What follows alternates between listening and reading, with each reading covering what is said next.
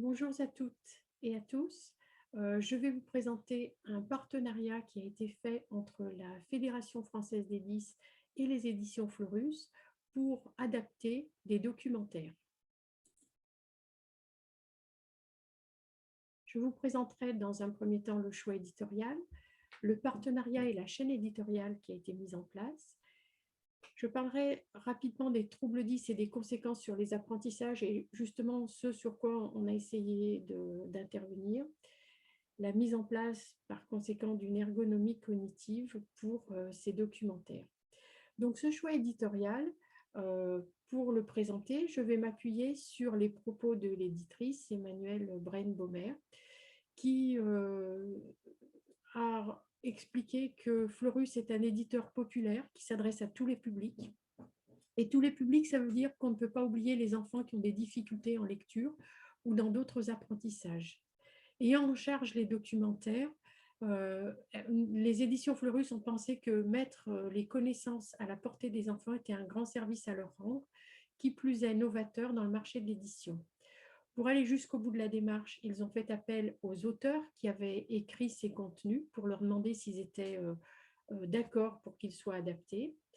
Ils ont contacté l'AFF10 en tout premier lieu pour qu'il y ait un regard de professionnels dans le domaine des troubles des apprentissages et que la FF10 soit partie prenante dans ce projet. Suite aux échanges qu'on a eus avec l'éditeur et suite à un premier travail, la FF10 a proposé de s'adresser à Mobidis, spécialisé dans la mise en page adaptée pour les publics 10, pour réaliser la maquette, pour réaliser le produit fini. Donc, pour reprendre un petit peu la chaîne, Fleurus a confié la réalisation à la collection FF10, donc Laetitia Brancière, moi-même. J'ai retravaillé sur tous les textes pour faciliter la compréhension et j'ai aussi proposé des adaptations, je vais vous les présenter, en fonction de chaque documentaire qui avait ses caractéristiques propres. L'auteur du document original a validé ou invalidé des propositions de contenu. L'éditeur a ensuite confié la maquette et les recommandations d'ergonomie cognitive à Mobidis, qui a réalisé une maquette et le montage et qui a fait ses propres adaptations. Et j'ai ensuite pu valider la réalisation finale. Donc, c'est un travail de longue haleine. Pour ce qui me concerne, par documentaire, il y a entre 20 et 25 heures de travail.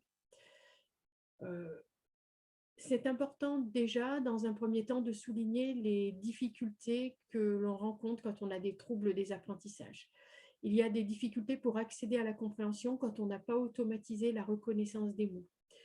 Des difficultés pour distribuer l'attention visuelle de manière équirépartie sur l'ensemble des lettres, sur la ligne pour poser l'œil correctement, des difficultés pour identifier certaines lettres, pour mettre en relation des éléments hétérogènes dans une page afin de construire du sens, comme des schémas, des images et du texte, et aussi pour trouver des informations dans un texte à cause du manque de repères dont souffrent certains porteurs de troubles 10.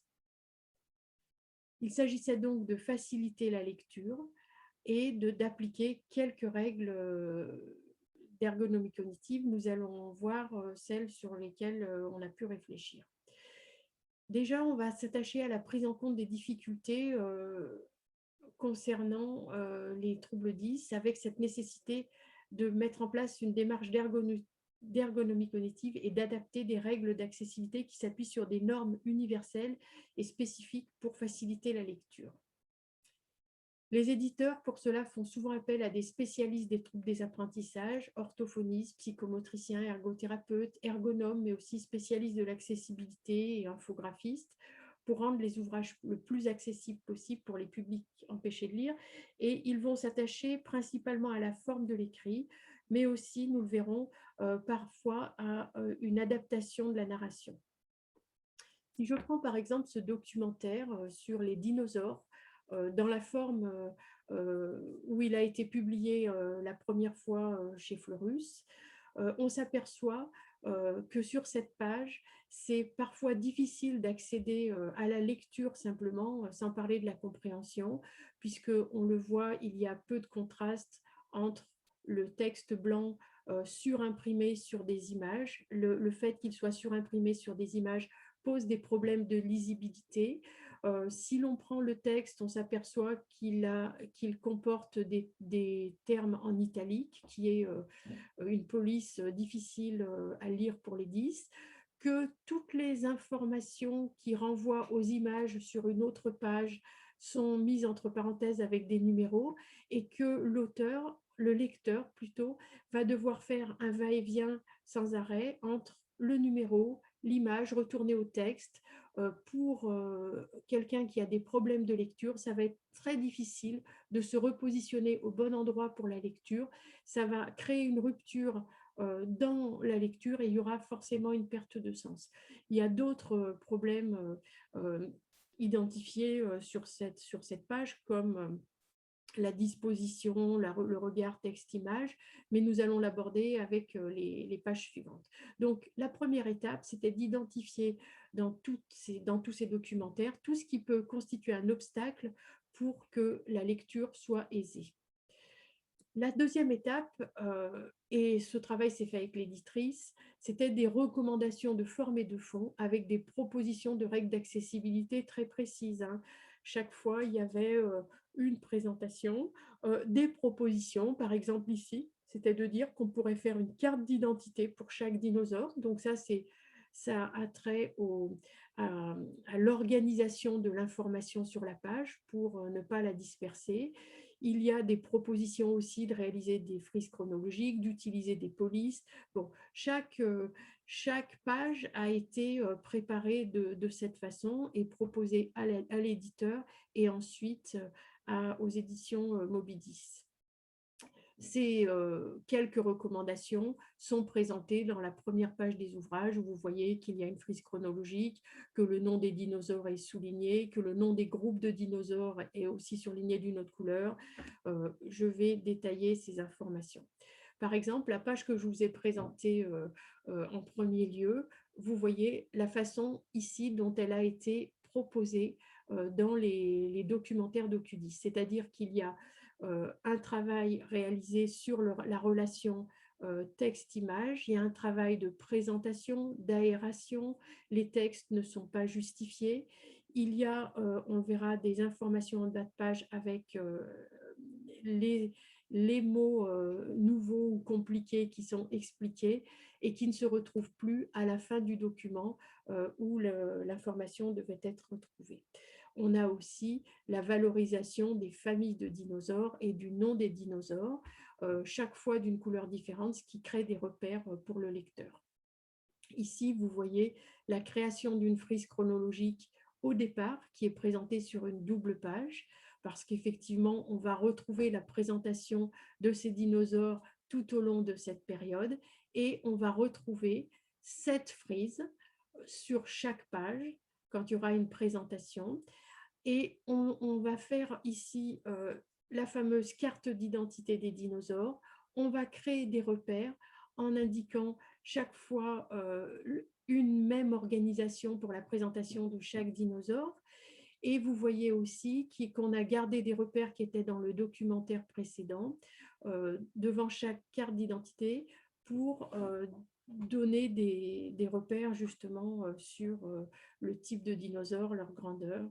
On a aussi travaillé sur la mise en valeur de l'information avec ces alternances de couleurs pour que la personne qui lit arrive à mieux prélever l'information.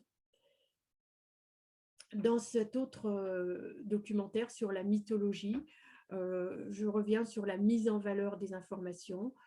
Il a été décidé et écrit au début du document que tous les noms de Dieu seraient surlignés en jaune. Donc, chaque fois que l'enfant va lire, va voir un terme surligné en jaune, il saura que c'est un Dieu. Il y a aussi une description des notices, des images chaque fois, qui est mise en valeur et précise sous chaque image. Ici, vous voyez l'accès au glossaire. Il est immédiat on le trouve en bas de page. Il est valorisé avec une couleur et l'astérix. Et on n'est plus obligé de retourner à la fin du document. L'étape 3, ça a été le travail sur la simplification des textes. C'est certainement l'étape qui a pris le plus de temps parce qu'il ne faut pas dénaturer le texte. Il faut des fois refaire les phrases plus courtes. Il faut faire des unités de sens. Donc là, je donne un exemple du document d'origine et de sa présentation. Ça a demandé quelquefois de prendre un terme à la place de l'autre pour qu'il soit plus simple. Voilà. Pour accéder à cette compréhension, donc je me suis appuyée sur des normes pour faire une écriture facile à lire et à comprendre, en utilisant des mots faciles à comprendre, en expliquant les mots difficiles, en utilisant si possible le présent, en faisant des phrases simples et courtes et en rappelant chaque fois des éléments de contexte. Les lignes simples et courtes sont effectivement très importantes pour les lectures de 10, comme le montre cette recherche. Elles facilitent la lecture de 27%, elles limitent les points de fixation, elles limitent les saccades oculaires régressives, c'est-à-dire que quand l'enfant pense qu'il n'a pas bien compris le mot, il retourne en arrière et fait plusieurs saccades pour prélever l'information. Donc, c'est vraiment une aide pour les publics 10. Ce travail sur les documentaires, ça a été aussi la mise en valeur des informations et le rapport texte-image. Par exemple, vous voyez ici dans le documentaire actuel sur le Moyen-Âge que chaque partie décrite, pour chaque partie décrite, on va trouver directement l'information. Avant, on avait un numéro et il fallait aller chercher dans un texte l'explication. Ici, on regarde l'image et on a tout de suite l'information sur ce qui est présenté. De même, ici, vous aviez dans le document d'origine une frise avec les hommes préhistoriques qui chassaient avec une sagaie. Dans l'explication en dessous, vous aviez des numéros qui vous renvoyaient. Ça a été plus simple de diviser cette information et de présenter ce qui était écrit ici en gris en le répartissant sous chaque image pour que l'information soit séquencée. Donc, ce partenariat nous a permis de créer 8 documentaires aujourd'hui, avec un succès plus important selon l'éditeur pour le Moyen-Âge et la mythologie. Et eux, ils associent ça à des relations avec ce qui est étudié à l'école, puisque les écoles, les bibliothèques ont plus acquis ces documents-là. Donc, c'est une belle expérience. C'est des thématiques qui ont été choisies sur des thèmes qui intéressaient particulièrement les jeunes publics. C'est des documentaires qui ont du succès. Et ce qu'il faut savoir par rapport à l'édition adaptée, c'est que c'est très rare d'adapter des documentaires. Il y a peu d'éditeurs qui ont fait ce choix-là. Donc, je vous renvoie aussi sur des références pour aller plus loin, sur notamment un article qui a été fait par la promotion 2020 du master LATERP de l'Université de la Sorbonne, qui a fait tout un article où l'éditrice Anaïs Rougal, avec laquelle j'ai commencé à travailler sur ces documentaires, explique comment eux, en tant que maison d'édition, ils ont choisi de travailler sur ces documentaires. Voilà, je vous remercie.